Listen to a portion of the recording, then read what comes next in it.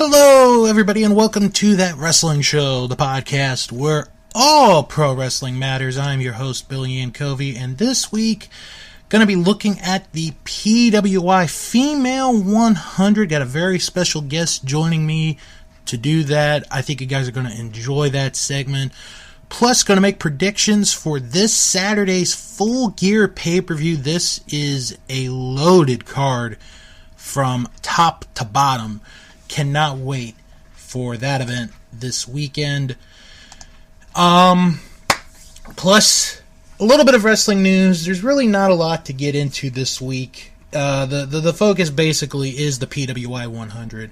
But I do want to talk about a couple of things before I get into that. And the first thing I want to do is I want to read an email. That's right. If you guys have any questions or comments, you can always send an email, wrestlingman@thatwrestlingshow.com. So the email was sent to us, or was sent by a gentleman by the name of Chad Ruffner. And Chad, I do apologize for getting this late. I've been very busy, but I did get your email. And Chad wrote, "Hello, I hope you are well. Just curious what you think was the worst era of pro wrestling that you yourself have witnessed. For me, it would definitely have to be WWE Raw's guest host era from 2009 to 2010. They put more effort into writing what cheesy skits the D-list celebs would be in than the wrestlers and storylines. That was bad enough, but they didn't even execute the concept properly. They originally said the guest hosts would have unlimited power, in quotes, but they rarely had them make title matches or do anything radically different from each other. Soon, every Raw basically became a carbon copy of one another, and I was tuning out before long. Thankfully, they scrapped the concept in about a year or so. Your pick? Thanks again, Chad." And again, Chad, I do apologize. This email was sent a little while ago. I just have been very busy as of late. So again, I do apologize for getting to you kind of late with that. The worst era of pro wrestling that I have witnessed. That's a very, very tough question, because I think the go-to answer would be 93 to 95, maybe even go into 96 before the NWO really started. I would say the worst era that I have lived through is 2017 up to... Now, let me take that. I'm going to go back a little bit further. I'm going to say 2016 to 2018. That was about the worst era of wrestling that I've witnessed in my life. Because in 2016... WWE was like the only thing on, and it really wasn't good. Impact Wrestling was in this weird time where we weren't even sure they were going to stay in business. Ring of Honor was doing good stuff, but, you know, if you weren't a hardcore fan like I am, you really weren't going to pay much attention. There wasn't a number 2 promotion at that time, like a serious number 2 promotion in the United States at that time.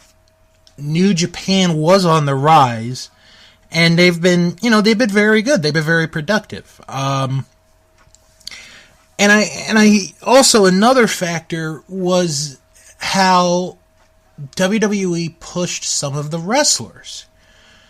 Roman Reigns, as much as I think a lot of people liked the guy, you know, the person, was just being shoved down our throats.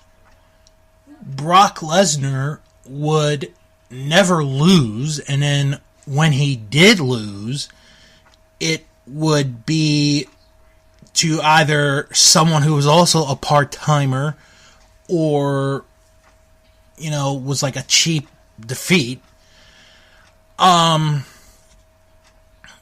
I say up to 2018 because, or actually, I'll be more specific. 2018, and when it stopped, was the All In show. Because that one was the one that changed the business. And if that did not succeed, we would not have All Elite Wrestling.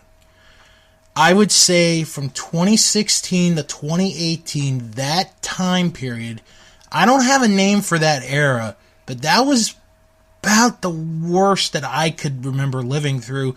Although you can make an argument that, 2020 is the worst era of wrestling ever, but there has been some really good stuff on as far as match quality wise.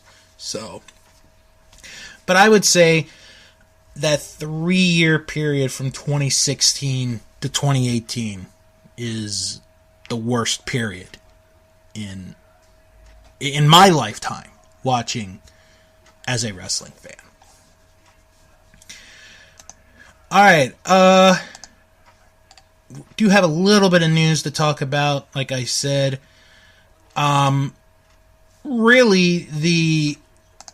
let me talk about New Japan real quick, because they announced in December they are bringing back the Super J Cup in the United States, and they have, in fact, the names announced. All 8 participants that are going to be in the Super J Cup, which is actually going to be here in the United States. I want to say I talked about it a little bit last week. I'm not really sure, but here are the 8 participants.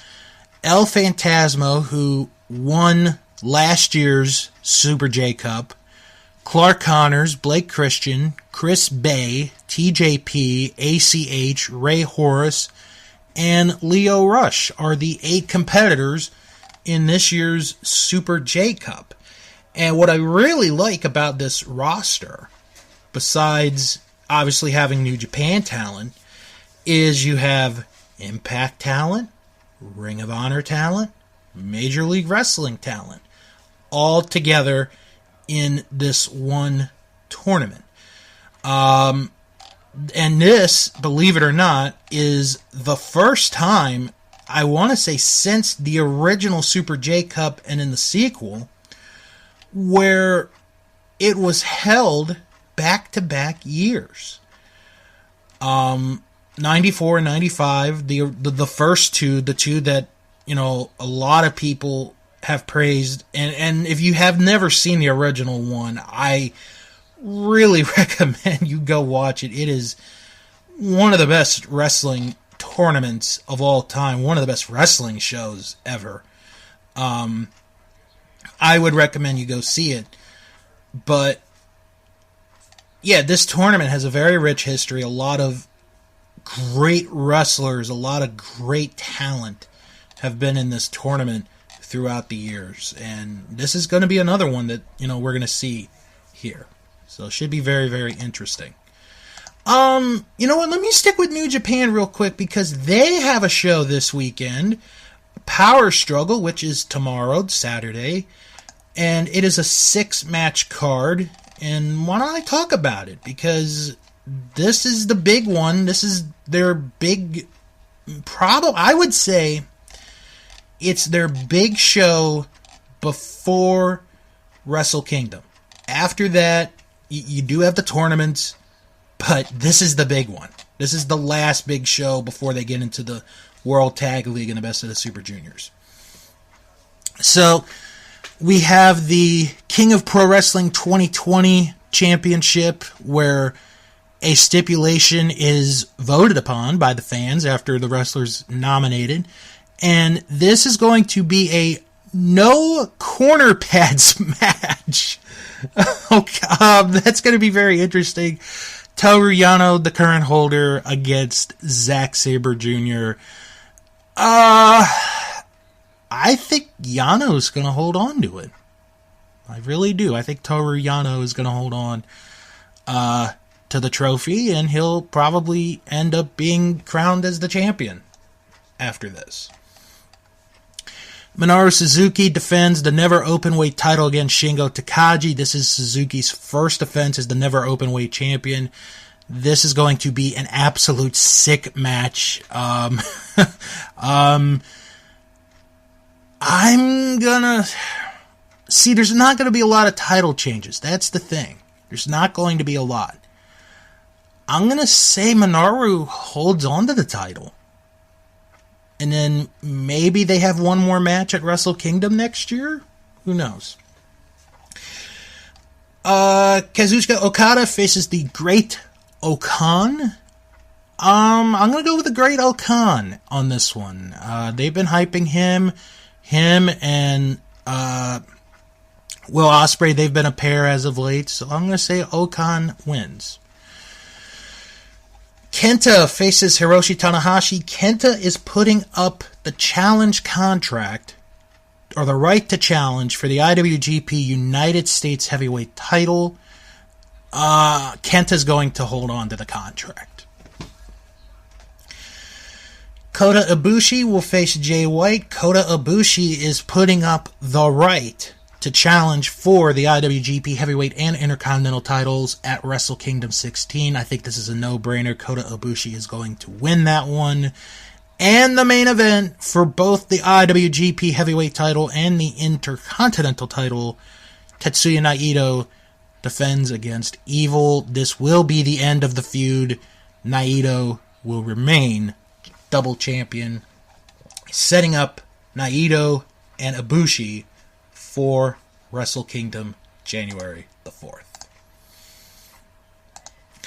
Alright, one last bit of news, and this is very big news. This was announced earlier today by WWE that The Undertaker's final farewell will be at the upcoming Survivor Series. We already knew that they were doing a 30th anniversary for The Undertaker at Survivor Series on November the 22nd, but it has become a lot bigger. I will read the press release here, or most of it, from WWE.com. Undertaker's final farewell will recognize the Phenom's legendary 30-year career at Survivor Series on Sunday, November 22nd, streaming at 7 p.m. Eastern, 4 Pacific, on the award-winning WWE Network. One of the most iconic superstars in WWE history and a sport entertainment phenomenon, Undertaker made his WWE debut at Survivor Series on November 22nd, 1990. From his debut with Brother Love to his critically acclaimed match against AJ Styles at this year's WrestleMania, Undertaker has been involved in some of the most memorable moments in WWE history. The Dead Man rose to the top of sports entertainment with multiple WWE Championship reigns and recorded an astounding undefeated streak at WrestleMania by winning his first 21 matches at the annual extravaganza. As part of Undertaker's final farewell and 30th anniversary, WWE is celebrating 30 years of the Dead Man throughout November, including recently debuted documentaries, Meeting the Undertaker, and WWE Untold, The Phenom and the Legend Killer, on WWE Network, as well as The Mortician, The Story of Paul Bearer, which premieres this Sunday, and Brothers of Destruction, which premiered in October at the Austin Film Festival and will stream on WWE Network on Sunday, November 15th. In addition, Undertaker will be a special guest on Steve Austin's Broken Skull sessions immediately following Survivor Series. The celebration will also include special Undertaker photo galleries, video highlights, and features on WWE.com. Undertaker TikTok Challenge, Instagram Filter, and Snapchat Lenses, 2 exclusive product opportunities with Funko only available at Amazon. Feature space in 2,300 Walmarts, including an exclusive Mattel action figure, national media appearances including The Tonight Show starring Jimmy Fallon, and blocks of prime-time programming from WWE's distribution partners around the world dedicated to Undertaker. It's kind of fitting that the Undertaker's final farewell, if it is true, I think it is true, but you never know, it is pro wrestling, will be held 30 years to the date of Undertaker's debut in the World Wrestling Federation's Survivor Series 1990. It is almost universally considered the greatest character Vince McMahon and WWE ever made, The Undertaker. The most loyal person to WWE ever, hands down. He's had an unbelievable career, the moments, the matches, what else could you say about The Undertaker that hasn't already been said? But as more details are to come in the weeks leading up to the Survivor Series, that wrestling show will let you know. Okay, so right now, we're going to go to this special segment where I talked about the PWI 100, had a very special guest join me for this special, and after that, I will be back here to give you my predictions for this Saturday's Full Gear pay-per-view. So right now, let's go to, me and my guest to discuss this year's Pro Wrestling Illustrated Top 100 Female Wrestlers. Thank you for staying with the show. This is one of our featured topics here this week on That Wrestling Show. Going to be discussing the PWI Female 100. And joining me this week to help me talk about the list and maybe break it down a little bit, you've heard her many times on Eliminated, a Royal Rumble podcast. She writes for so many different websites, divadirt.com, among other places. I'm sure she'll tell me in a minute because I sort of forget at times. But let's welcome in Sarah. Hello, Sarah. Hi, how are you doing? Thank you for having me. I'm doing good. So before we do get into this list, I know some of our listeners have heard you in the past on other shows that I've been involved in, and some have not. Could you give a quick background about, like how long you've been a fan and what you do? Okay, well, I've been a pro wrestling fan for 25 years, and I just recently celebrated like 5 years of writing. So that's kind of a nice what's the word I'm looking for? Achievement. Thank you. Yeah, it was a nice achievement, and of course I got my start with the Camel Clutch blog, and from there, listeners may have recognized some of my work from places such as Sports Kita, Daily DDT, The Chair Shot. Currently, I am writing for Diva Dirt and eWrestling News. So you keep yourself busy. I try. I would like to put out more content, but I have to work and stuff. Oh yeah, so. we all do. So yeah, but it's a nice hobby, and it's kind of cool. Actually, last night I was talking to my landlord, and I was like, I was telling him that I was going to do a podcast with you, and he's like, well, what's a podcast? Mm-hmm. And I told him, he was like, that is so cool. We have a podcaster in the neighborhood. You do? And I'm like, yeah. I live in the country, so yeah. It was pretty funny. Yeah. All right. So, like I said, we're going to talk about the PWI Female 100. Mm-hmm. And Sarah has a very good knowledge of women's wrestling. I can attest to that myself. I've seen, Thank you. her work and, working with her. So I think she is the perfect person for this discussion because there are some, that I'm sure when we go through the names are, the fans are going to be like, who? And Right, and right. there may be some that go like, maybe I've heard that name or, oh, I know this person. And we're going to give our thoughts in general Mhm. about, the list when we get to the end and if we think they got number one right. So, Right. um, And there's some names on here that I'm not familiar with, and I don't really claim to, oh, I know this and this and this, but you seeing these names first off, mhm, you know, these even if you never heard of them, yeah, they're women to watch. exactly. They Hmm. they would not be in the top 100 if, if it's not like you need to see them. Right, right.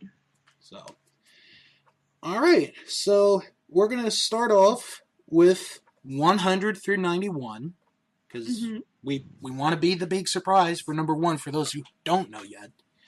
Um, 100 Max the Impaler, 99 Elena Black, 98 Hollydead, 97 Heather Monroe, 96 Marty Bell, 95 Veda Scott, 94 Willow Nightingale, 93 Jody Threat, 92 Candy Lee, and 91 Jessica Troy. Our first group of 10. All right. Well, this would probably be the one part where I'm not as familiar with these names, but I am a huge fan of Veda Scott and Marty Mm-hmm. Bell. So I love that I see them on here. I was wondering, well, back when AEW did their women's tag Yes. series, Veda Scott was actually commentating, and she does very well on it. She is also very knowledgeable Mm-hmm. about, she was very knowledgeable about the competitors, and she did very well. I think it was Tony Schiavone she was commentating with. I can't Right. remember. No, I like Veda Scott. I I like her look. She just has one of oh, those she's got outstanding looks, one of the best looks. Um, I remember her from being in Ring of Honor for a while, and she was good there too. Yeah, she was managing Moose Yes, actually. good old Moose. Yeah, Uh, Marty Marty Bell. Bell was Oh, doing something. She was on NWA Power, and yes, she was doing something with God. It's gotta come to me. She was Melina and Alice. uh, Oh, Thunder huh? Rosa. Yeah. Yeah, that's right. That's right. They kind of had like a little thing going on before the Mm-hmm. coronavirus hit, and so that was really.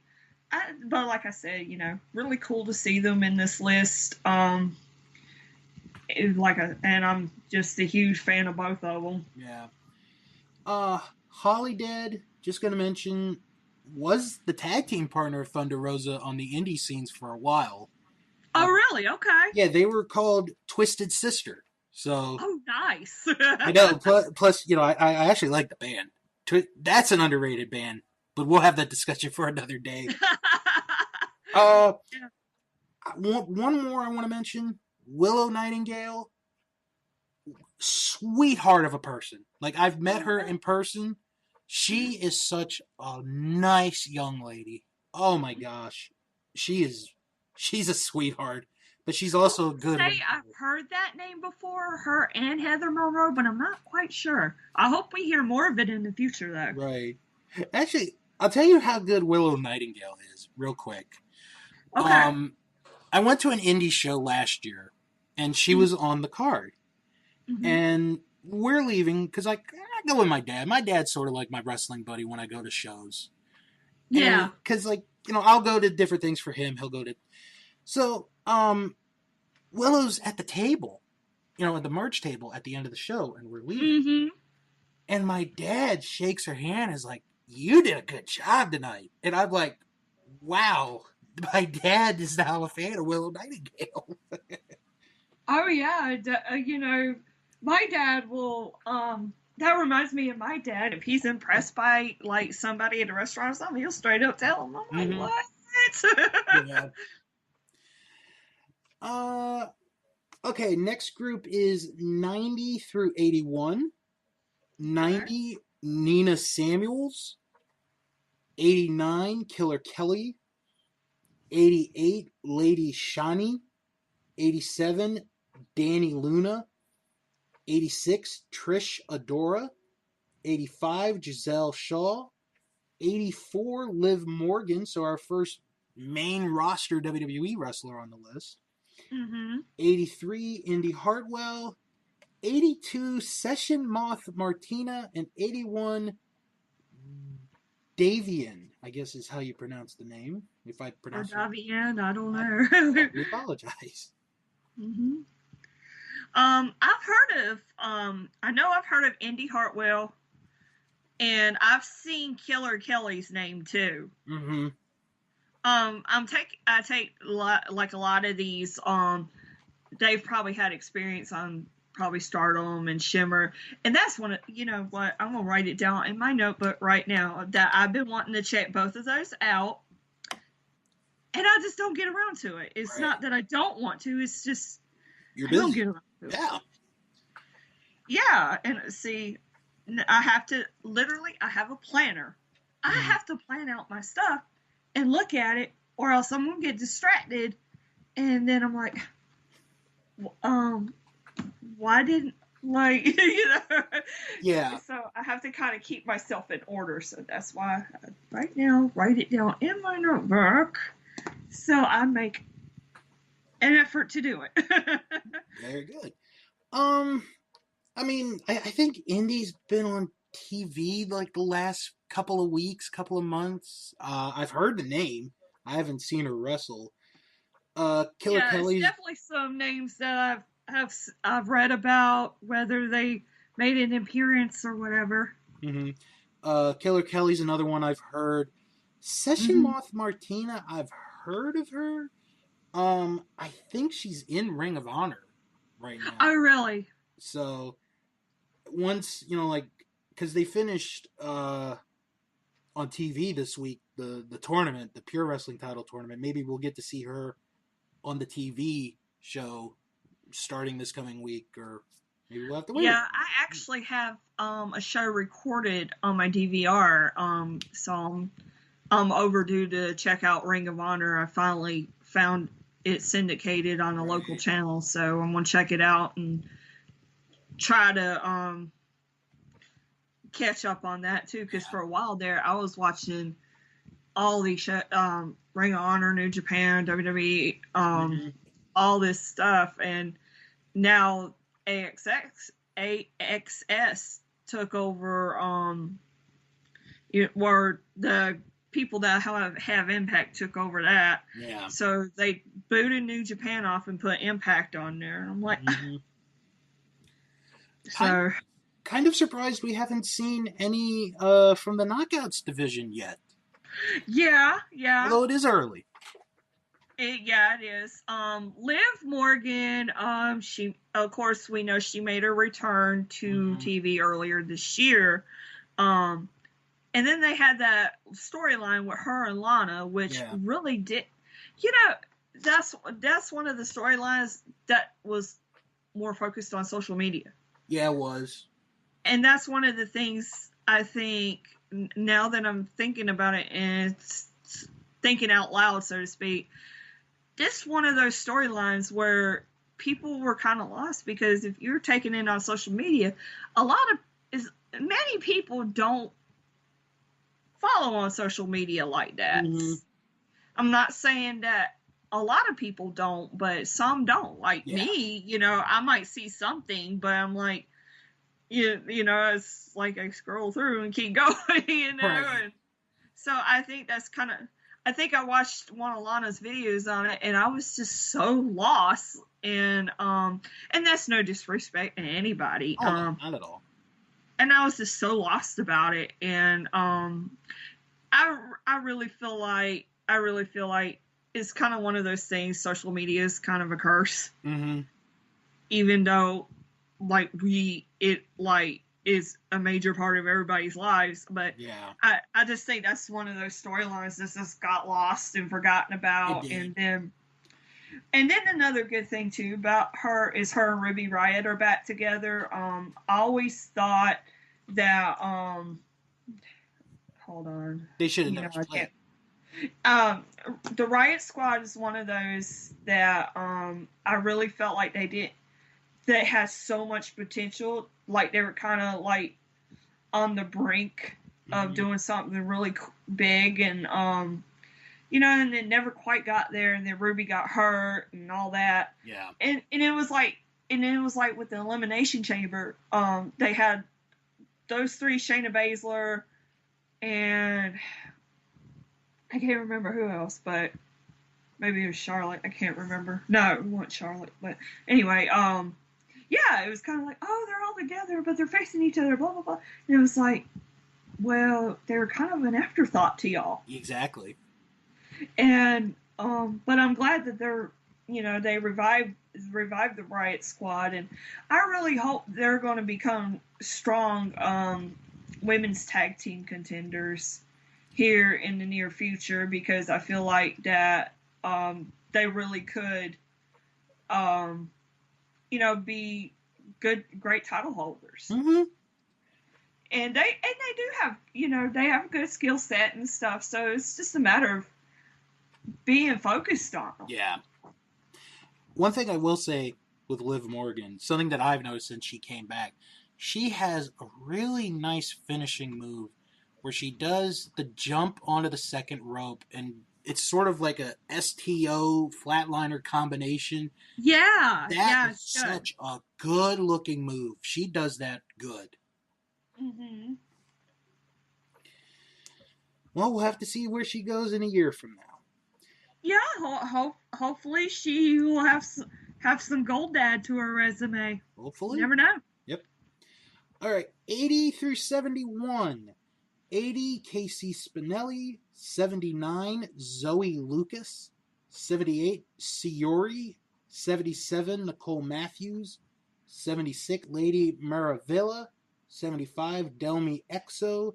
74, Madison Miles. 73, Marcella. 72, Solo Darling. And 71, Hyen. Where have I seen the name Nicole Matthews? She was in the Mae Young Classic. Okay. All right. I thought I saw that name before. I'm gonna while you're talking, I'm gonna look back at I'm gonna find my notes right quick and see if I got anything on it. I mean, Nicole Matthews, she was one of my favorites, like watching the tournament, and she's been in Shimmer forever, so okay. She's very good. The only other one that I noticed in this group of 10 is Solo Darling. She is a good wrestler.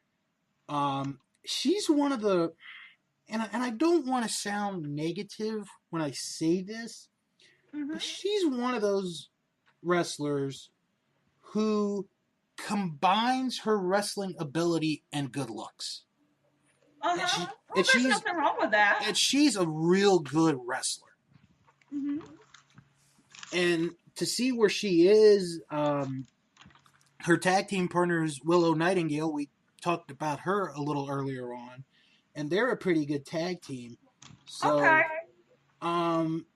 she's going to be someone to keep an eye on, I think, in this next year. I see her getting further up the list. Maybe we see her on TV next year. Maybe she goes, has a match on Impact. Maybe AEW. Maybe Ring of Honor. Who knows? Oh yeah, and that's one of the good things about having all this wrestling stuff is that there's more opportunity for them to make a presence and get people to to notice them. That's very true. Just that exposure. That's what I was looking for. Yeah. I was still looking for my note. Ah, there we go. Just because I said that, I'm just looking back. Was she in the first one or the second? Who was that again? Nicole Matthews. I want to say she was in the second one. Killer Kelly was also in the Mae Young Classic. Okay, so we'll have some veterans here. Yeah, and I put Killer Kelly's MMA experience almost unmatched. And that was one of the matches that stood out in that first episode. I wrote that down. See, this is why I write notes, because they'll kind of jog my memory or whatever. Right. And, of course, let's see, I had number 3 somewhere. Where is it? I just saw it. Oh. Okay. Yeah, I've seen it. I just, I guess I didn't have notes on it, but yeah, they hadn't done a Mae Young Classic in what, like a year or two now? About 2 years, yeah. Yeah. And, well, this year it was different because of the coronavirus, but I really do hope next year they bring that back because, like some of the names that are jogging our memory, obviously they have plenty of experience and, a little bit of exposure, so that's always good. Yeah. Okay, 70 to 61. 70, Layla Hirsch. 69, Nia Jax. 68, Hiroyu Matsumoto. 67, Tasha Steelz. 66, Ashley Vox. 65, Utami Hayashishida. 64, Ginny. 63, Naomi. 62, Shaza McKenzie. And 61, Charlie Evans. Just so you know, I am not kin to Layla Hirsch. If I am, I don't know. It's the exact spelling as my last name and everything, but yeah, just so y'all know. Now, I know she had a match last week on Dynamite with Serena Deeb that got rave reviews as a really good match. I heard about that. That's another thing I'm going to check out this weekend. Because AEW Dark Boy, they have a lot of features on there. They do. Tasha Steelz, I know because she had one NWA match and then she goes on to Impact, which is kind of weird, but. Mm-hmm. I've heard of Ashley Vox. Yeah. Jenny, she on NXT UK? She is. Yeah, she was somebody that was on Mae Young Classic that stood out to me as well. Mm-hmm. I've always liked her, and I don't really get a chance to see NXT UK very much, right. So maybe it'd be one of those things I need to check out and see what I've been missing. Yeah. Nia Jax, I would say that's probably fair. Yeah, that is, because she was injured for a little bit during that year, so. Right, and and I think we were talking about her a while back on one of y'all's podcasts, and I don't think I can't remember exactly what I said, but I don't think Nia Jax is terrible. I think there's room for improvement when it comes to her. Right. A lot of people give her a lot of flack, but I mean, I think there's room for improvement, but nobody's perfect, and. So it's just, I think it's a string of bad luck when it comes to her and injuries. And so, but yeah, I would say that's fair in her case. Naomi, too. Naomi really, a lot of fans been doing, the fans had did a Naomi Deserves Better trend on social media. And of course, Naomi, she's one of WWE's, superb athletes. Oh my God, yes. I would love, and it ain't gonna happen just yet, but I want to see her and Bianca Belair. That is one of my dream match lists. That could be a very interesting match. Once that, or that, and I would like to see them as a team in the future. Ooh. Well, man, I mean, Naomi can be a good heel, so it's possible. Absolutely. I see that happening. Not now, but right in the future. Like when they get back on if they end up being on the same brand together or something. Oh yeah, big things can happen putting them two together. Mm-hmm. Okay, 60 to 51. 60, Kiera Hogan. 59, Billie Kay. 58, Alley Cat. 57, Peyton Royce. 56, Sonya Deville. 55, Alexia Nicole. 54, Giulia. 53, Natalia. 52, Millie McKenzie. And 51, Amalie. I'm going to go ahead and put in my bias card in here. Natalia should be higher on this list. I mean, she is the consistent workhorse of the women's division in WWE. Doesn't matter what brand. You took the words right out of my mouth. Absolutely. I'm kind of glad they gave her some kind of notoriety, I guess, with winning the most matches, but she's been there forever, like or feels 12 like forever. years, 12, 13 years maybe. Mm-hmm. But yeah, she's the workhorse. She's somebody they can always depend on to put on a good match. And but yeah, I'm glad to see her on here. Regardless, but yeah, I definitely think Natalia still has years left in her to maybe a couple more title runs. Her SmackDown title run was 3 years ago, I think. Yeah. That was actually really good, and I was so happy for her. Like nobody deserved it more than her at that time. Mm-hmm. So, just try to see what is interesting, and this is a little bit of a spoiler. Sonya is on the list. Mandy Rose did not make the list. Yeah, that was surprising. Yeah, I've been making a little list on the side, maybe like an honorable mentions. Mm-hmm. And I was thinking I didn't see her. Okay. Yeah. Yeah, because Mandy actually had a pretty she had a pretty good year storyline wise with Otis. Mm-hmm. It was kind of like the nice guy does when Otis. Until recently, Otis had the best 2020 out of everybody in the world. Exactly. And now it's for naught. Right. So. Yeah. Can't last forever, I guess. Yeah, I thought it was interesting that Billie Kay and Peyton Royce were separated by one person. It was.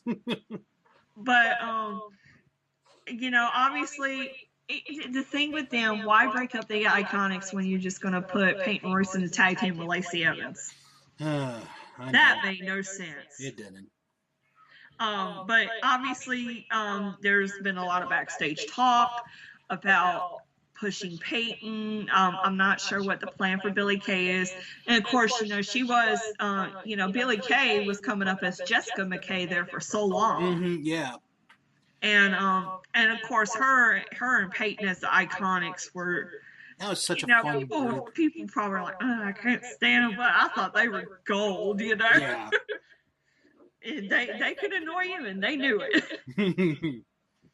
And but yeah, Sonya Deville, I always enjoy her, and I really hope that things with her on their personal level get better. That was that's always a scary thing when you have a stalker, and it is, and it gets extremely serious, like in her case.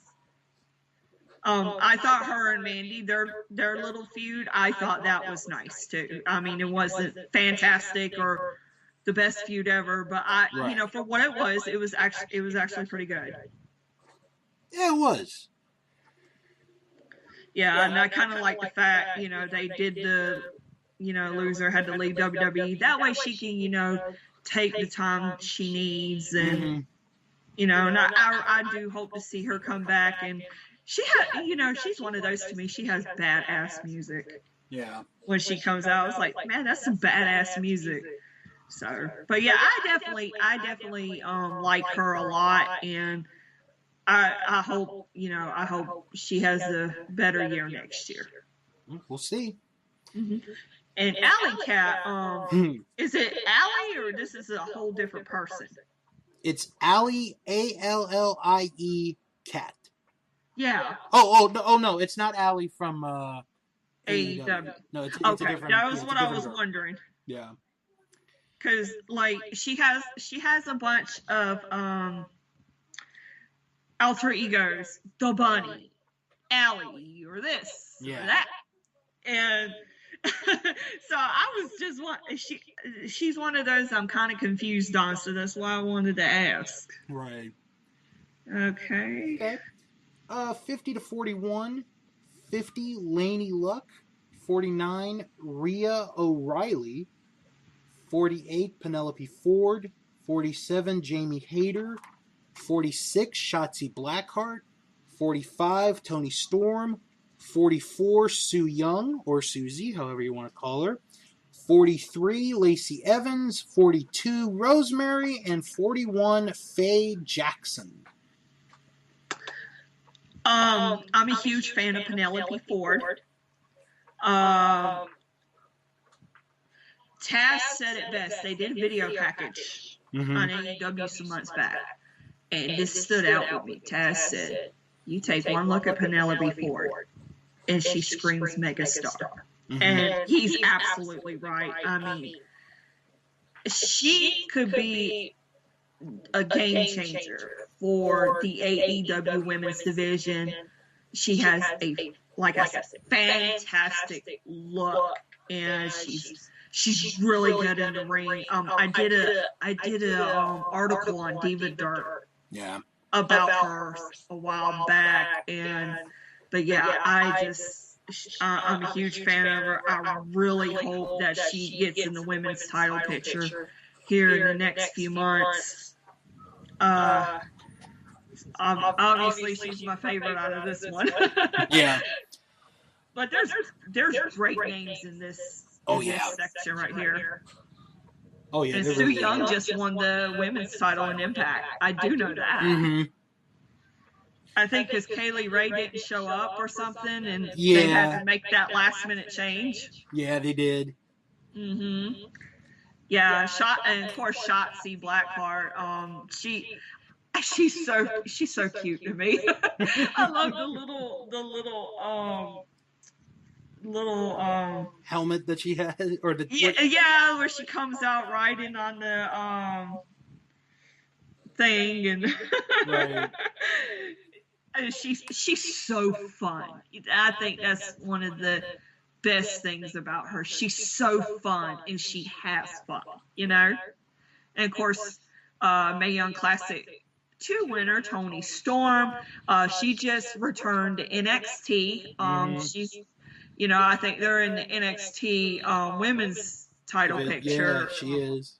Yeah. And then she was former women's champion, NXT UK women's champion as well, I want to say. Right. Lacey Evans, they I think WWE kind of fell back on her a little bit as far as pushing goes, because she had that great feud with Becky Lynch last year. I think it was last year. Yeah, no, the thing with Lacey is and I definitely noticed this when they moved her from Raw to SmackDown. When she went to SmackDown, she lost something there. What it is, I'm not really sure. But she just has not been herself since that move. I don't know if it's they've lost faith in her or what, but maybe her being back on Raw, she can get the momentum going again.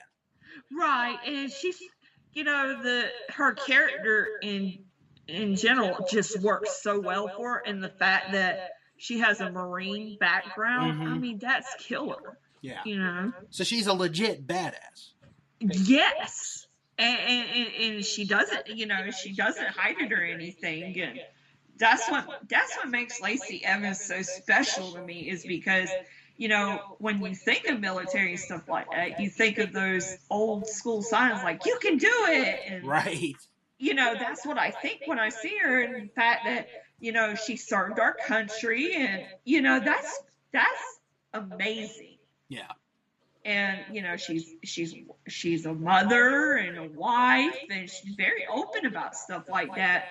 And I like the fact that she kind of has that Southern Belle thing going, because, I don't think really nobody else is doing it like she is. Mm-hmm. And did something just happen with Rosemary on TNA? Yeah, she was getting married, and then her husband-to-be got shot. Sort of in the style of Dallas, which was kind of funny. Oh, wow. Who shot the husband, right? Yeah, exactly. I saw that and went, wow, that's different. I was like, I'm not even offended. I'm laughing. Right. Well, a lot of people think wrestling is wild or whatever. People that don't really watch it like me and you. But, wrestling to me is just like, a movie or a play or something, you're telling a story. Yeah. And, so we know that everybody's fine and stuff like that, so it's not that big of a deal to me. Exactly. All right. 40 to 31. 40, Nicole Savoy. 39, Big Swole.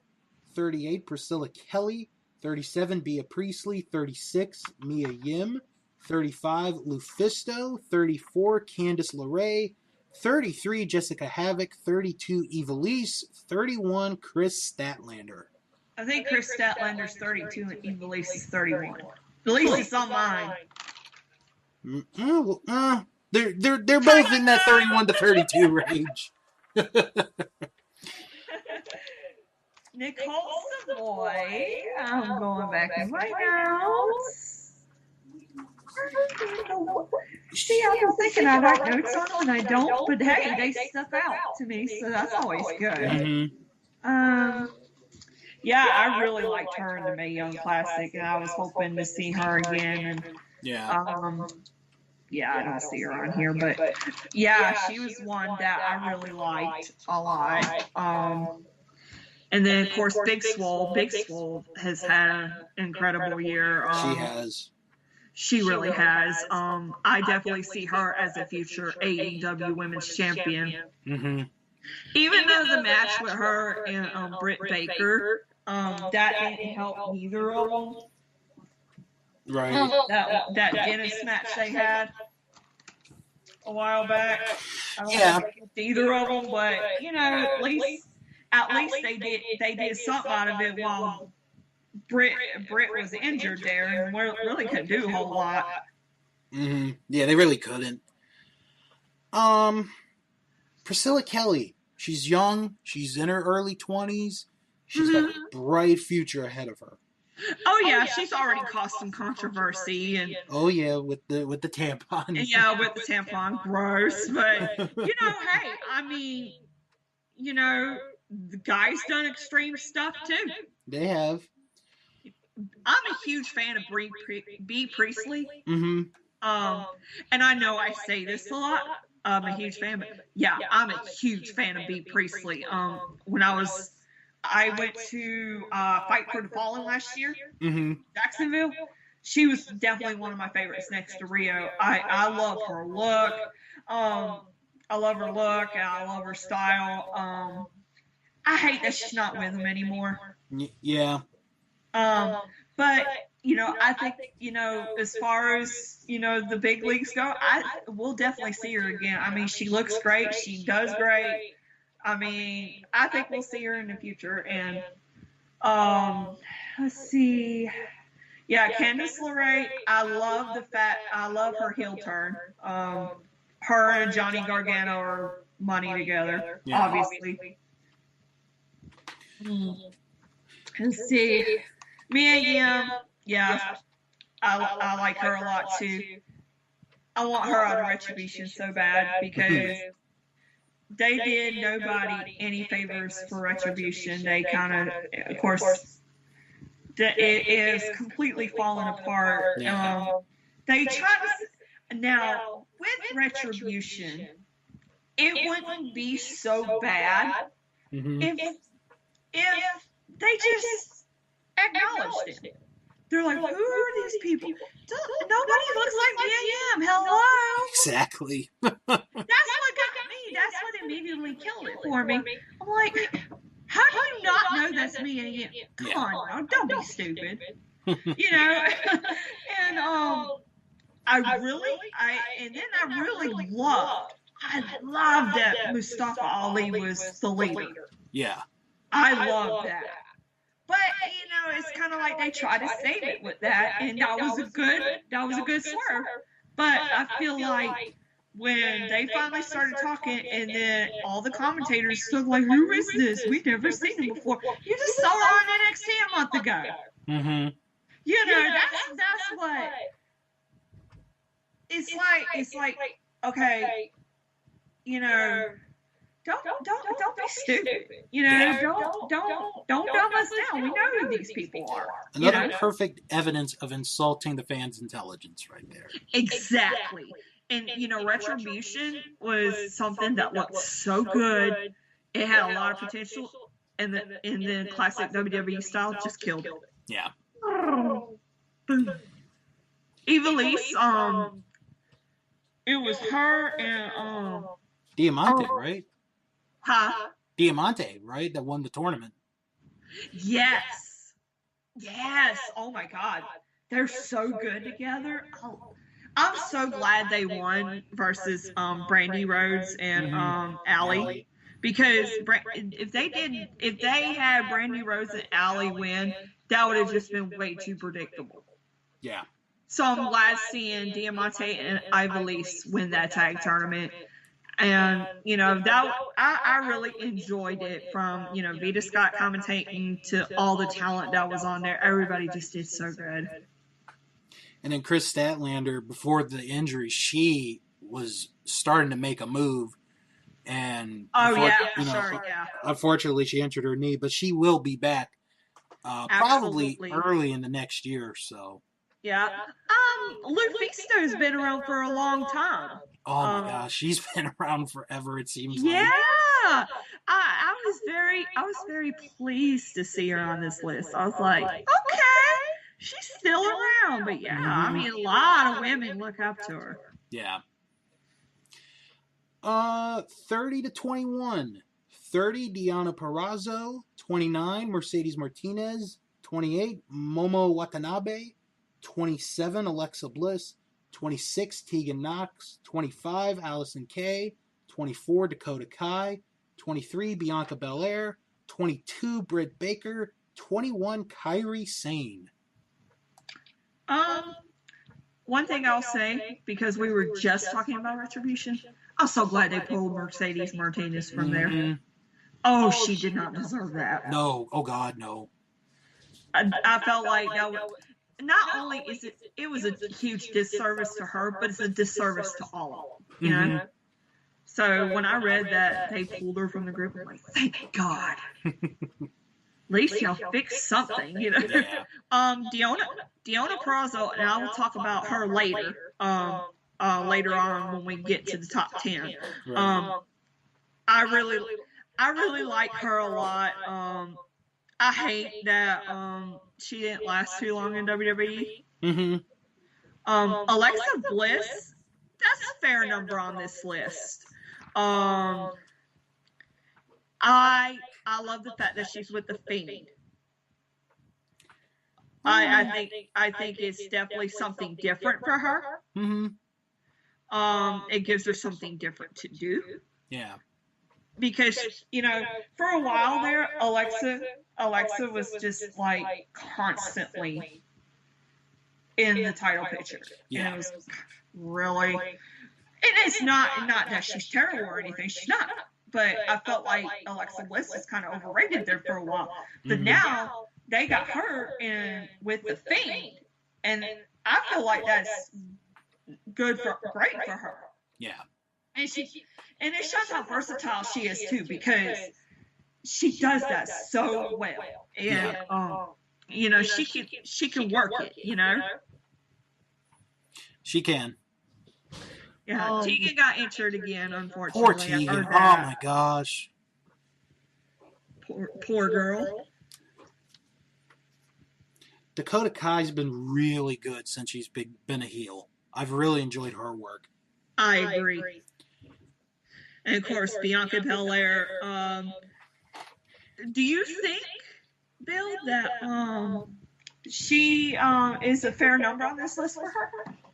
I think so. I would say, okay. And I said this about 6 months ago, and I still hold true to it.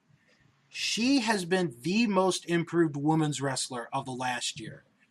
Absolutely. Because when they tried to push her, like 2018, 2019 in NXT, it was not clicking at all. And NXT realized that, and they're like, she needs a little bit more work. I mean, they didn't say it, but you could tell that it's like, she needs a little more work. They got her to do some more work, and she's become a very good wrestler for someone who, you know, never did the indie circuit. I mean, she's a natural athlete, which is another big thing. Absolutely. She that's why, like, her and Naomi have so many similarities. Mm-hmm. And you know, she had that great performance at the Royal Rumble earlier this year. Yep, she did. Oh, it was so good. When you were talking about her becoming a better wrestler and everything, I was thinking about the match with her and Shayna Baszler. Mm-hmm.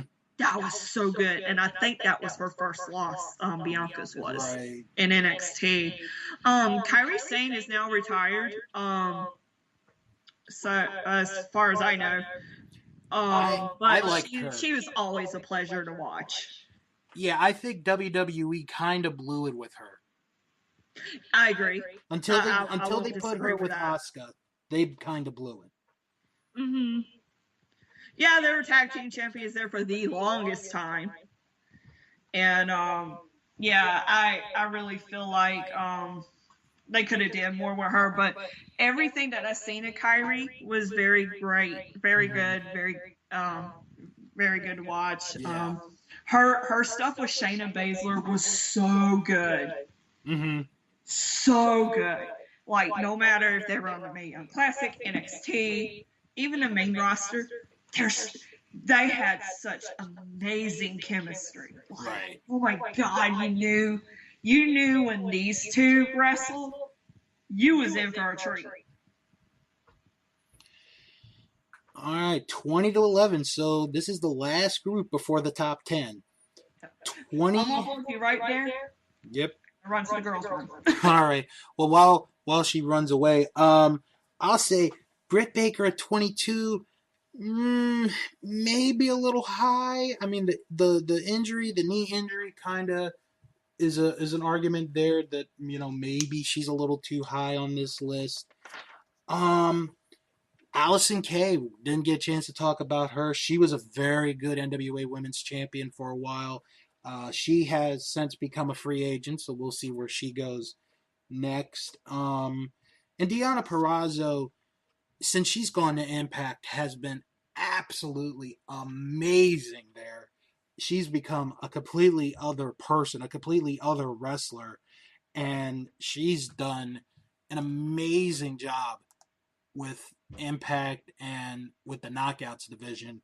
So I continue to see big things for her. I could see her maybe breaking into the top 10 next year. Maybe, maybe not. We'll just have to wait and see how everything turns out there. Let me see. Let me go back real quick.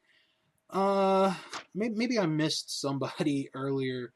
Trying to see. I think we talked about, you know, most of them up to this point. Ashley Vox, you know, her and Delmi Exo, current Shimmer Tag Team Champions. Ashley's getting a lot of attention, but Delmi is a very good competitor as well in the ring. So don't count out Delmy. You know, she's going to be on here for a while, folks. I really do feel that way. Let's see, who else? Talked about Liv Morgan, Willow Nightingale.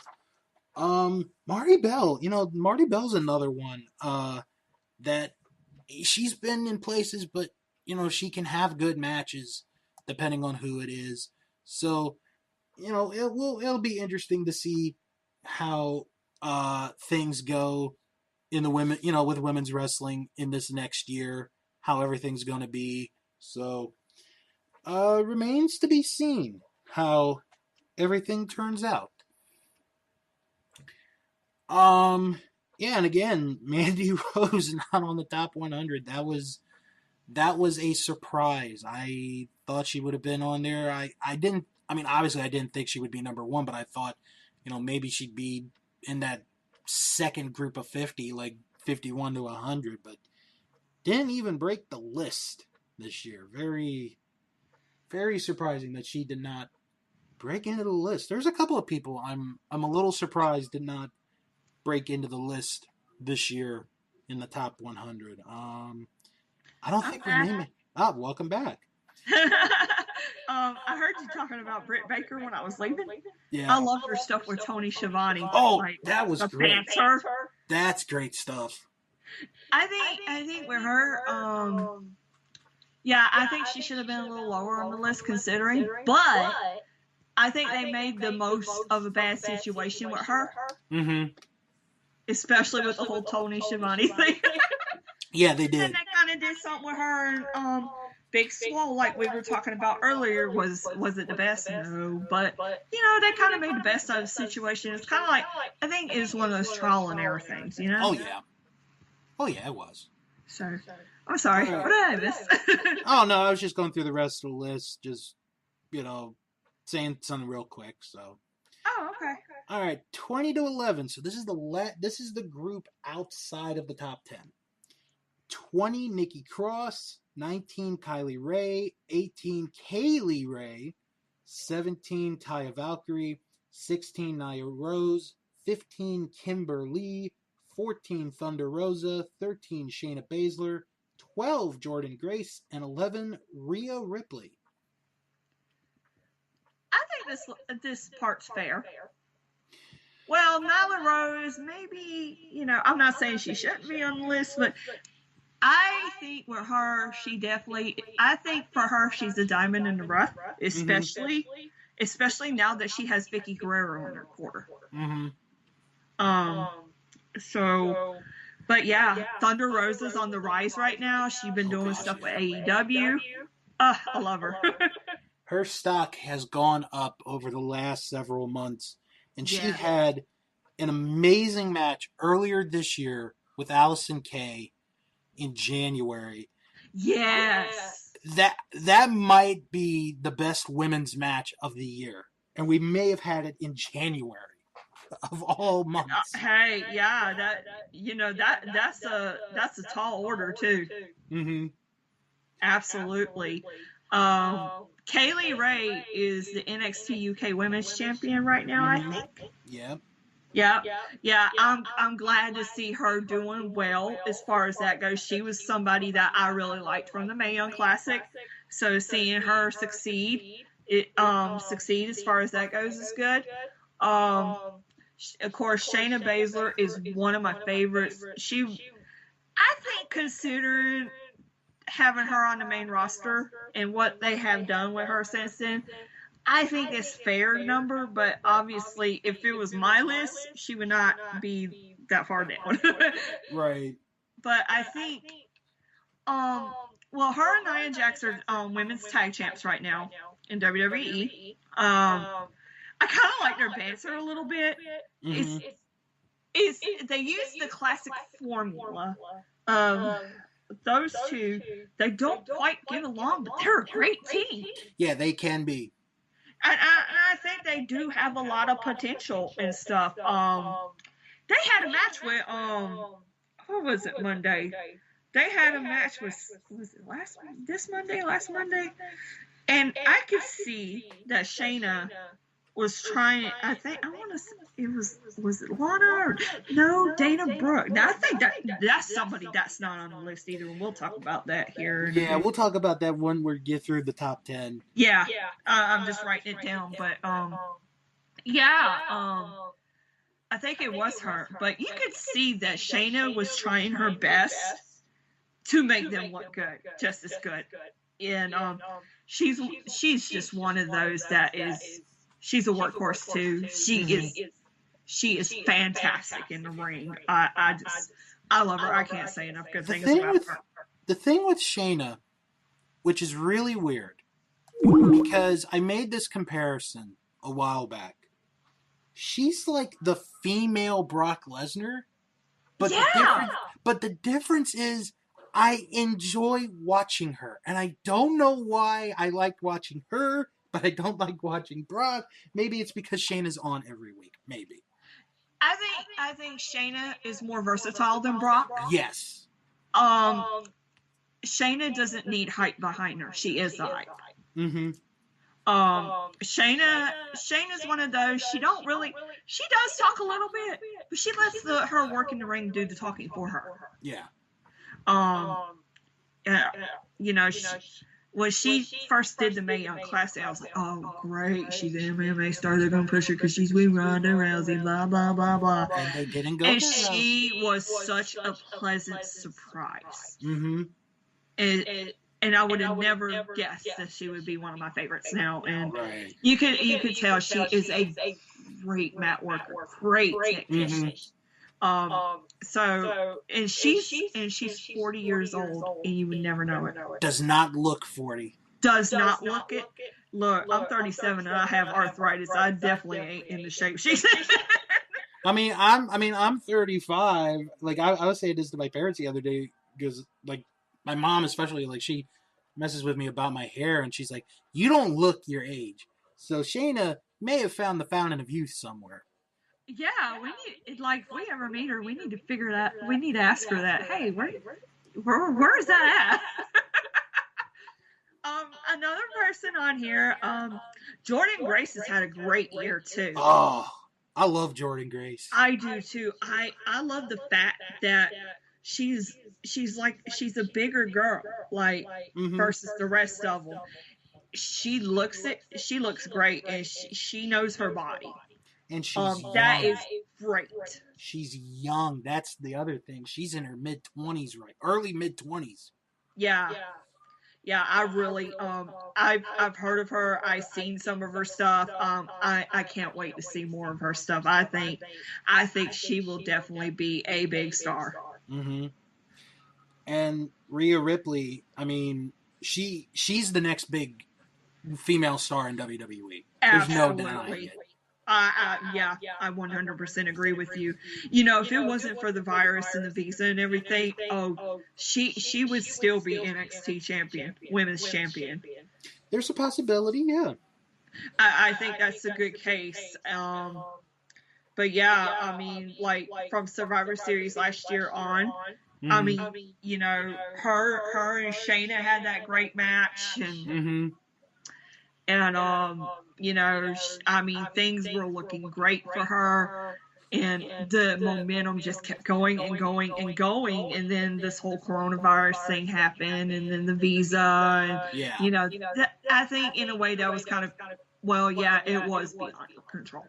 Right. You know, unfortunately. But hopefully, you know, we're seeing her in the title picture again. Somebody, you know, her and Ember Moon were tagging on NXT recently. Mm-hmm. Man, they're a great team together. I would love to see them challenge for the title in the future if they keep them together. Well, and I mean, that title can be defended on that's well. because she had ACL injury. She just made her return. Yeah. Well, I mean, the titles could be defended on all shows, so it's very possible to see that on NXT. Yeah, I think that is definitely something to ponder. You know, because when I watched her match a week or two ago, I said, you know what, they don't make a bad team at all. Mm-hmm. I could see them going for the title. Yeah. Yeah. So yeah. But I do like that they kept her in the women's title picture, because obviously, I mean, like you said, she's the next major star for WWE in terms of the women's division. I can't agree with you more on that. Right. Mm-hmm. And Kimberly up here on this list, high on this list, that's good too. Mm-hmm. She did that thing in NXT for a while, and then she kind of, she left there. But she's always made a good name for herself on the indie scene. She is somebody I have always read about. I've seen her work too. But she's somebody that, despite the fact that she's not on a major promotion, she kept herself relevant, Yeah. So, yeah. All right, and now the top 10. This is where it gets very interesting, I think. 10, Mayu Iwatani. 9, Io Shirai. 8, Riho. 7, Tessa Blanchard. 6, Hikaru Shida. 5, Sasha Banks. 4, Charlotte Flair. 3, Asuka. 2, Becky Lynch. And your number 1 for this year, Bayley. The only one I don't agree with on the top 10 is Charlotte Flair. Yeah, that's where I was going to start. I think she's way too high. I don't think she should be in the top 5. Top 10? Absolutely not. Top 10, maybe, but not top 5. No. If anybody in WWE is overrated right now, it's her. Well, I would agree with that, but the last match that she had, or at least the last one that I saw, was that really good triple threat match for the NXT Women's title. Oh yeah. I think that was the last one she was in. Now that was good. I'm not taking that from her at all. But yeah, I mean, you could tell they're pushing her to be the female version of her dad. You could tell. Mm-hmm. And I think that's where I get the overrated from, because Charlotte is a great wrestler. Because I liked her for the most part, and it's like she always had a title. And I'm like, God, really?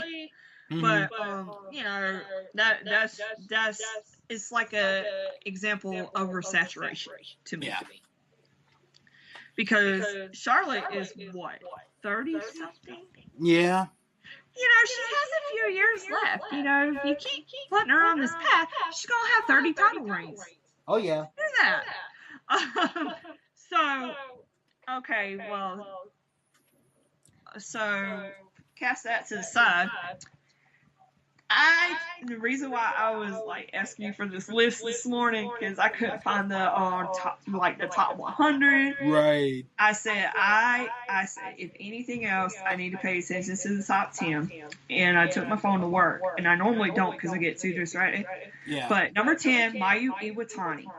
They say she is the icon of Stardom, and there is a reason why.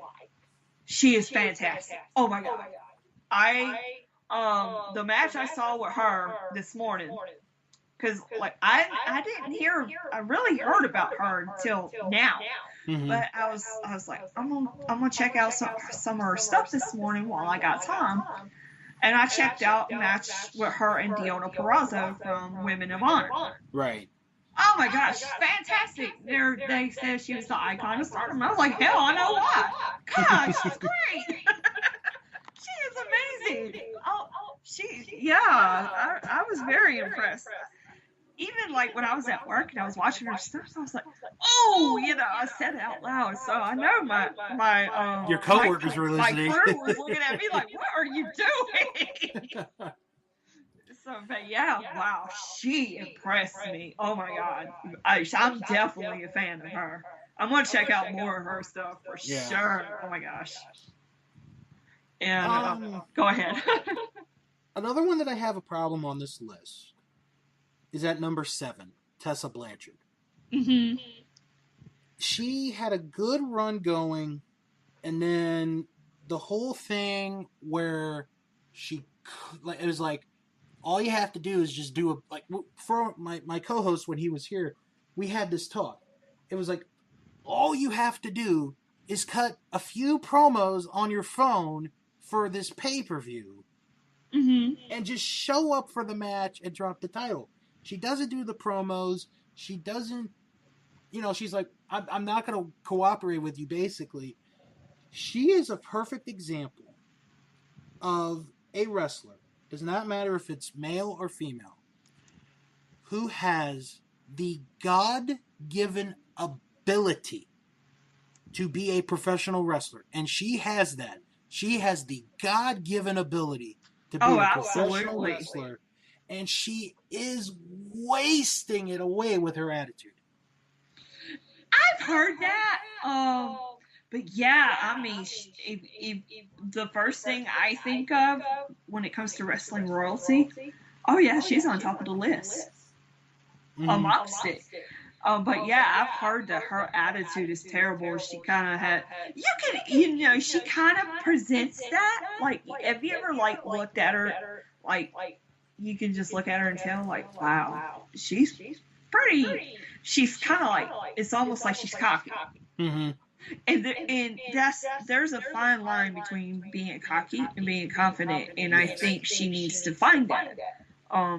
And so I agree with you. She is amazing in the ring.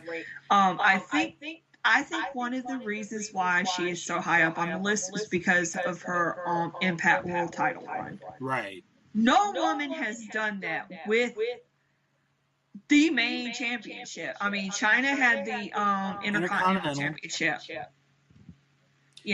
But as far as the world, the heavyweight championship, I mean, the top title in the company, no woman has done that. If it's happened, I don't know about it, or I forgot one. I mean, the thing that we said when it ended, because I'm sure there are some people that are like, oh, it's another, dumb thing done by Impact.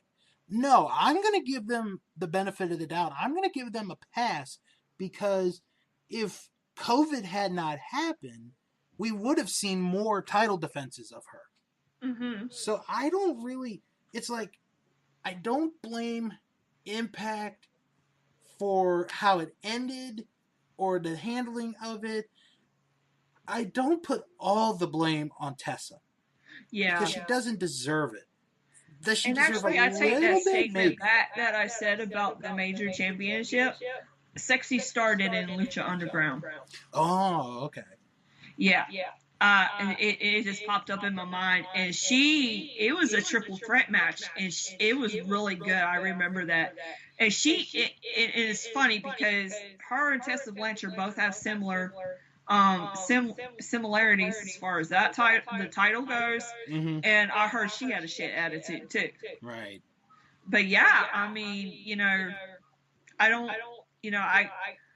from what I've seen of Tessa, she is great, and of course she has the whole her whole life ahead of her and stuff. But I'm like you, change your attitude a bit. You gotta be humble. You do.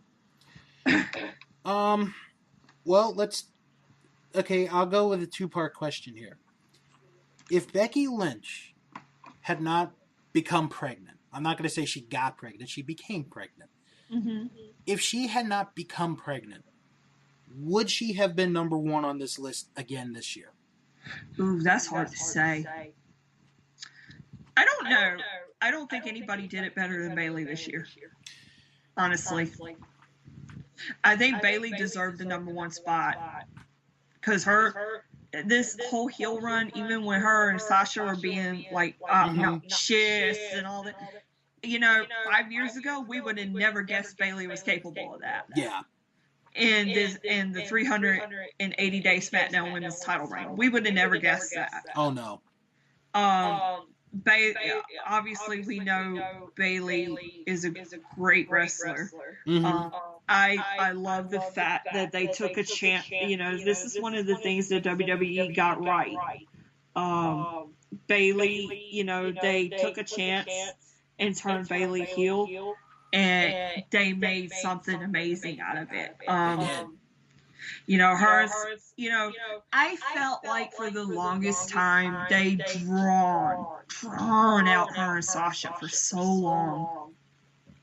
And I think we finally got that payoff at Hell in a Cell. And they stole the show. That was an amazing match. Yes, it was.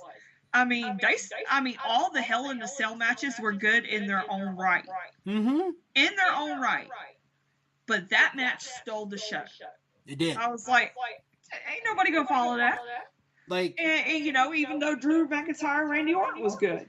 Like, because earlier, you know, I had said the Thunder Rosa Allison Kay match might have been the best women's match of the year. That Hell in a Cell match is like the other candidate. Like, oh yeah, that's as far as I'm concerned. For sure. As far as I'm concerned, there are no other matches that can compete but those two. Mm-hmm. Oh yeah, absolutely. Yeah. I just hope with Sasha they keep the title on her longer than 30 days. Right. I hate they're making a story out of it now, which is, I guess, is a good thing. But so, you know, I think Sasha deserves a lot better, and I hope this is the start of it for her. Yeah, we've seen both her, Bayley, and Sasha Banks transcend this year. You know, this has been 5 years since the women's evolution in WWE, and the accomplishments that all these four ladies made: Bayley, Becky Lynch, Charlotte Flair, Sasha Banks. They have, you know, they've really transcended women's wrestling in WWE, you know, and you got all these other key players too. Asuka is definitely up there, and I agree with, Asuka being so high on the list because, to me, yeah, Asuka can be obnoxious and she does all that stuff, but I think it's so damn funny. It's so good. And she makes it entertaining. That's the purpose. Yeah. You know? Io Shirai, I love her.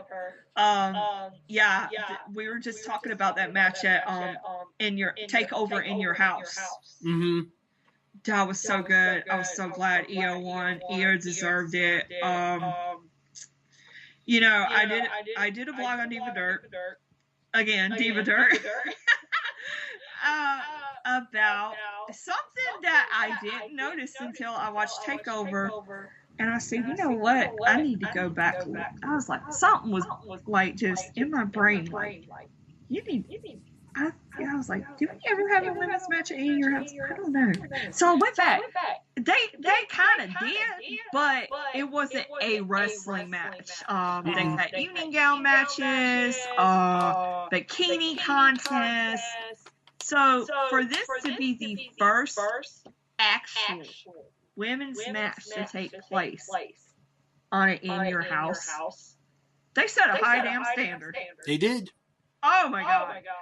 So that really blew my mind when I looked back, because I was like, I kept thinking, because that was when I first started watching wrestling, and your house was just getting started and everything, and I was like, I watched all the In Your Houses when I was growing up, so I was like, I don't think we've seen. That's why I was like, I don't think so. But let me go back. Right. But yeah, they set a very high standard. I mean, that was an incredible match. It main evented. I mean, with good reason. Mm-hmm. It was great stuff. Great stuff. Before we wrap this up, because I know we've mentioned a few names here and there. Anybody that you would have put on this list? I'll get to that in a second. I do want to mention Hikaru Shida and Rio. Yes. Two of the top girls in AEW women's division. Mm-hmm. I agree with them in the top 10. Both of them are really great in the ring. Hikaru Shida, when I went to the Dynamite show in January, the anniversary show, right? She was the most over person there. I mean, fans loved her. So, you know, seeing her on this list and seeing that, you know, she's champion, she's been champion for a hot minute. You know, I'm happy for her. poor Rio got killed by Nyla Rose at that show. She did. God, but for both of them to be in the top 10, they're in the AEW Women's Division. That is saying a whole lot. It really does. I think AEW Women's Division does have a lot of promise, and they're just almost 2 years old. So Rome wasn't built in a day. Neither has this. So, but going to your question, people that should be on this list. And I might forget a few of them. Ruby Riott was not on this list. Right. But I think a lot of that had to do with her being injured. I got Tay Conti on here too. Yeah. Because she her Anna Jay should have been on this list too. Her and I was like, I knew I would have more names come up as soon as I talked about it. Right. I really enjoy Anna Jay. She's a Georgia girl, so obviously I'm gonna be a fan of her. She's she's the first lady of the Dark Order. I definitely think we'll see her on this list next year. But yeah, her and Tay Conti were actually a pretty good tag team when they did the tournament. Mm-hmm.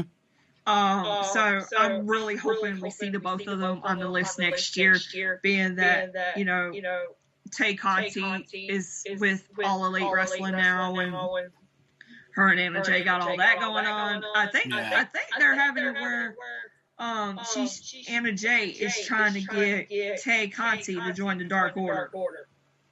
She ain't quite done it yet, but yeah, there was like a little talk about it backstage segment wise. So that's as far as AEW goes. That is my top two for that. I would say Brandy Rhodes could be on this list too, but I think with her, she does more valet work than anything, but she does occasionally wrestle. And honestly, Brandy Rhodes is not that bad. She really isn't. I saw her when I saw her at Fight for the Fallen. She wrestled. She did pretty damn good.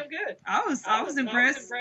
And when I wrote about her on Diva Dirt about it, she actually featured it on her Instagram story. Ah. Yeah. So yeah, I was like, she really impressed me, and I was like, well, as far as my opinion goes, her hard work hasn't gone unnoticed by me. I think one of the articles I read on her says she has to be the hardest worker in pro wrestling. She has to because of the Rhodes name. Right. And I agree with it. And I think she's done pretty good. She's trying new things like with the AEW heels and everything. And, I have to give that to her. She is really wanting to make a difference. I think she wants to do better. She's trying all these things. She's trying. That's the big thing. Yeah. Of course, we mentioned Mandy Rose wasn't on this list. That was a surprise for the both of us, I think. Yeah. And I was kind of surprised Dana Brooke wasn't on the list. I didn't expect her to be high up on the list. I was thinking about her earlier today. I think Dana Brooke she has an athletic background and stuff with gymnastics and stuff. But I think Dana Brooke needs a character change. I think she needs a total makeover head to toe. Right. To stand out. And I think that's the problem with her, because she looks like your typical blonde girl. Mm-hmm. And I think she has a lot of potential. But yeah, I really think that she would, a makeover could do her some good. And that's not saying she's ugly or anything, because she's not. But I feel like she blends in. I would love to see her change her look up a little bit if WWE lets her. Right. I'm going to mention a couple other different names that were not mentioned. Mm-hmm. Renee Michelle is one that I would have liked to have seen on this list. She's a very good wrestler. Yes, she is married to Drake Maverick, Rockstar Spud, but she is very good. I was She's surprised. got a great look too. She Very does. body. And I've met her too. She's a wonderful person. Nice. One that I wasn't surprised wasn't on the list, but I could see her being on the list next year. Lady Frost. Okay. She has this kind of like Frozen gimmick, but it's not really Frozen. Oh, really? Nice. I guess another way to describe it would be like the Ice Queen from The Lion, the Witch, and the Wardrobe. Mm-hmm. Yeah. Like a combination of that. And one more for me, Camille. Oh my God! Yes. I mean, she's awesome. Oh my gosh, she's so awesome. She had a very prominent role on NWA Power too. Mm-hmm. Yeah. Wow. I can't believe I didn't pick up on that. Yeah. I know there's probably a couple more names we're not thinking about. I know. And then after we get done with this, we're going to be like, why didn't we mention that? Like, I'll probably DM you and be like, oh crap, I forgot this one. Be like, dang it, Bill. Yep. Plugs for social media.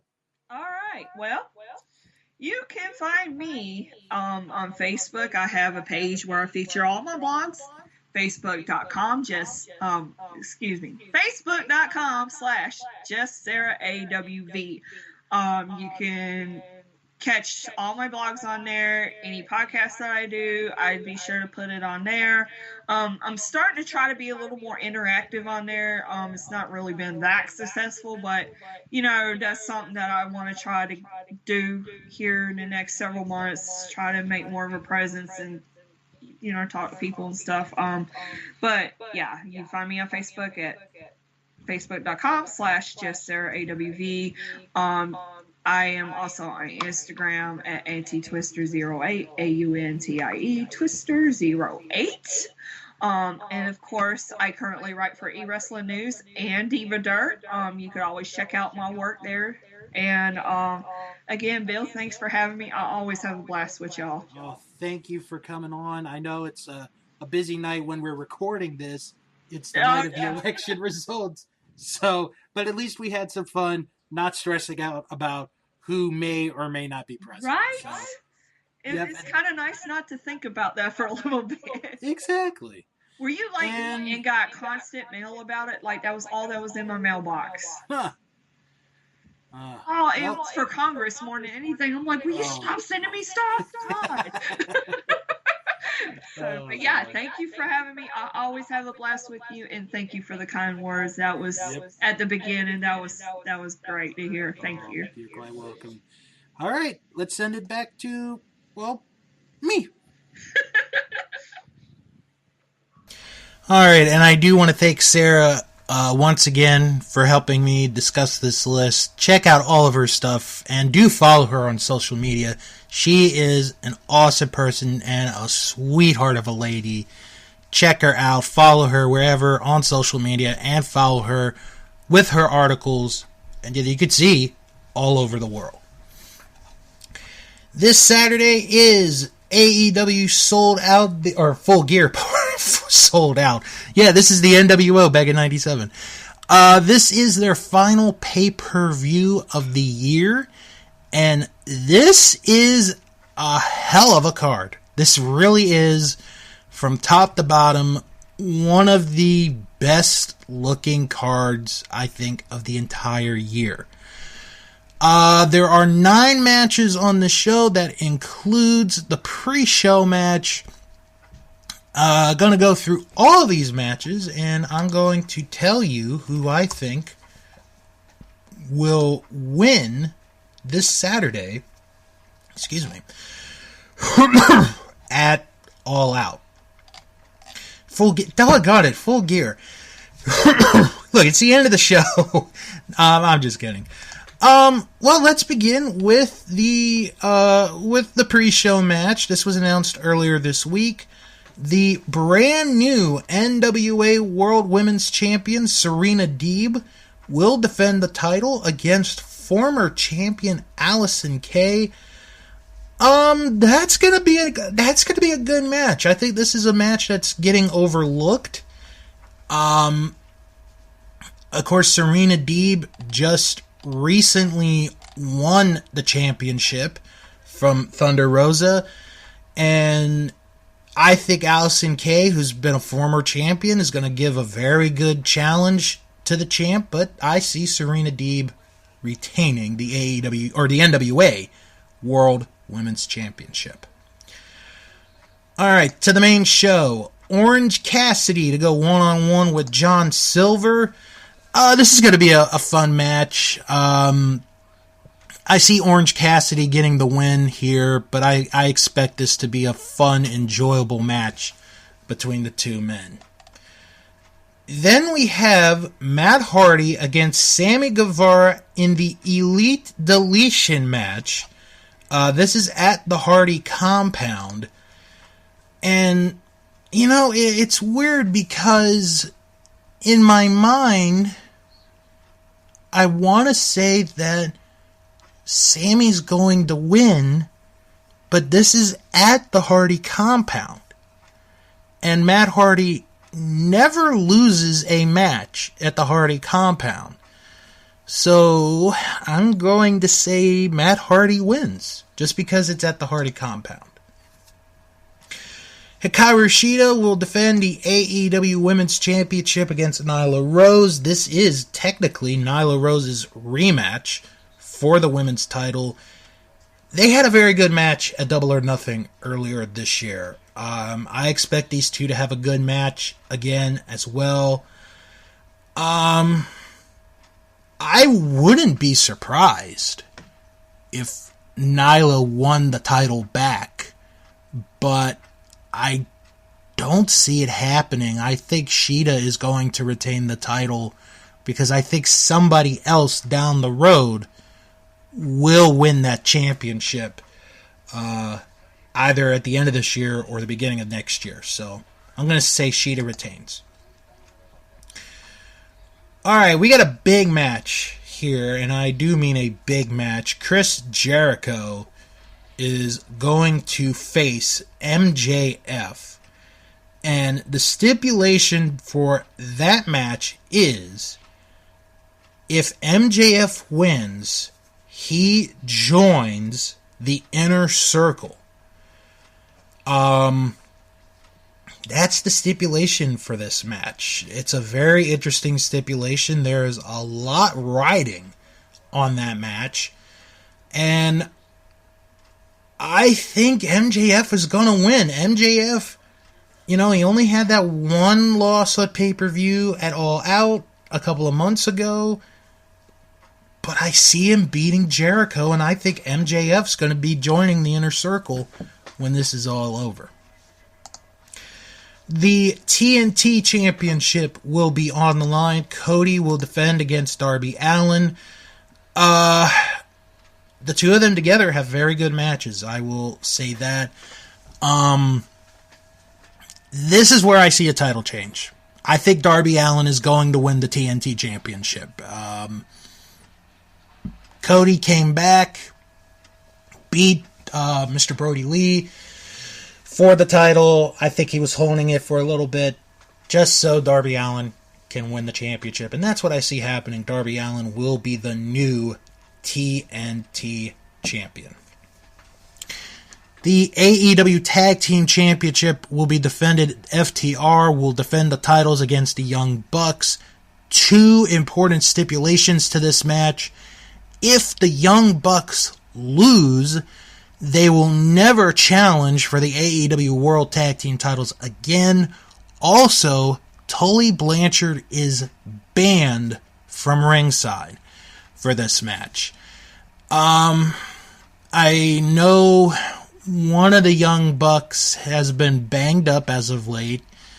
Got a little bit of a tear in his leg and a separation in another part of the same leg.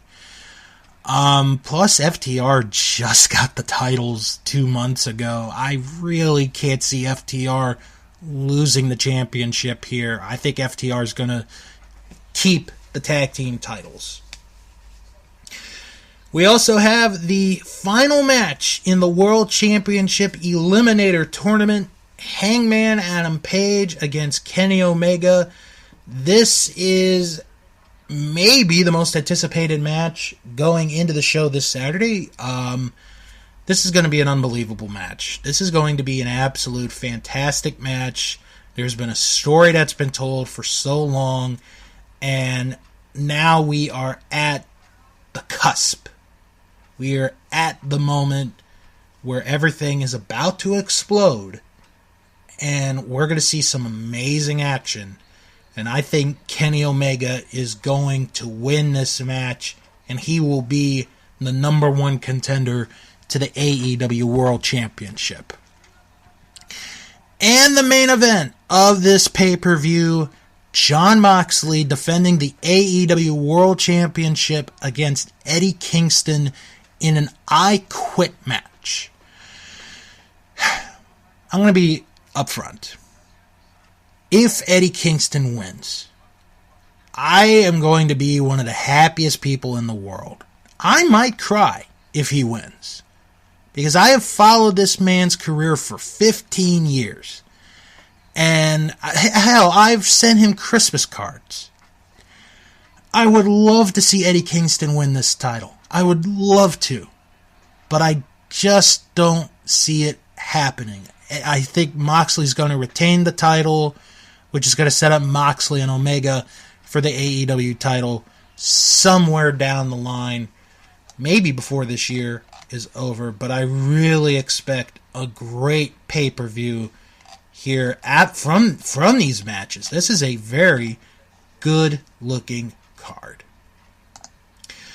Well, on that note, that's going to do it for this week's show. So let's get into the plugs. Again, if you guys ever have any questions or comments, send an email, wrestlingman@thatwrestlingshow.com. Don't forget to follow the show on Twitter at WrestlingShow11. Follow us on Instagram. That Wrestling Show is where you go. Join the Facebook group. It is That Wrestling Show fan group. You type that in the search bar and you are right there. If you can't find it, it's okay. I put the link in the description of each and every episode. Also, visit our store, teespring.com/That Wrestling Show podcast, and visit the Patreon page, patreon.com/That Wrestling Show, where you get some very good extra content, including exclusive right after pay-per-view review, thoughts, commentary on all those shows.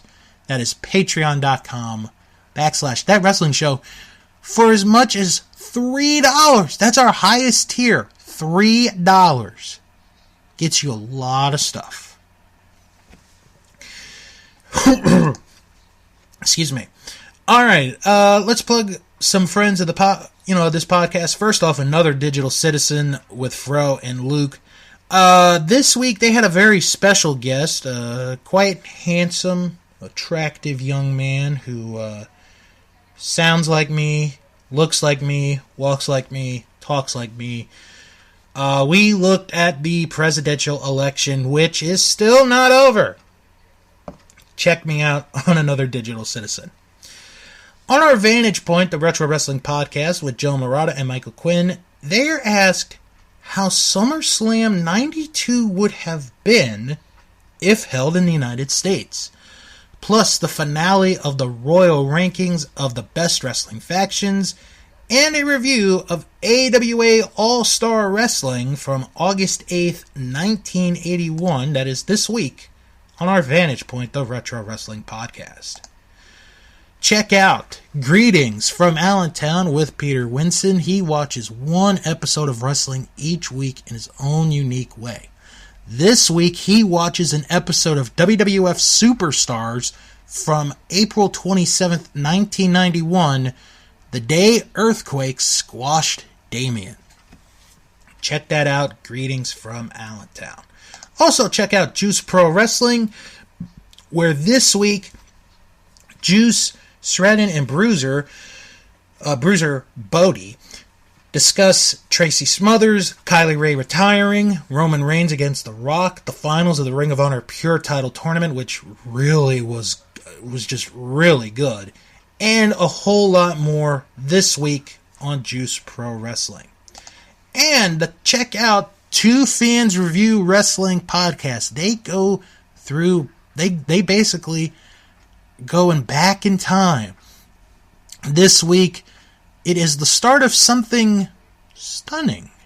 I want to check that out. That is on Two Fans Review Wrestling Podcast. Now, if you're looking for non-wrestling related podcasts, and there are some, check out the Best Pick Pod with Tom, John, and Jess. They watch each and every Academy Award-winning Best Picture in no particular order. This week, they are joined by comedian Phil Jupitus as they watch the Best Picture winner of 1974, The Godfather Part 2. And this is quite an amazing episode. You're going to want to check that out if you are a Godfather fan or if you're a movie fan, the Best Pick Movie Podcast. Also, check out Unspooled with Paul and Amy. They have a mission this time where they're going to watch 100 movies, and they're hoping that they're going to send all 100 of these movies to outer space so another life form can see our work of art here on planet Earth. This week, they review the 1982 John Carpenter sci-fi classic, The Thing, which is an amazing movie. If you guys have ever seen it, check it out. Unspooled with Paul and Amy.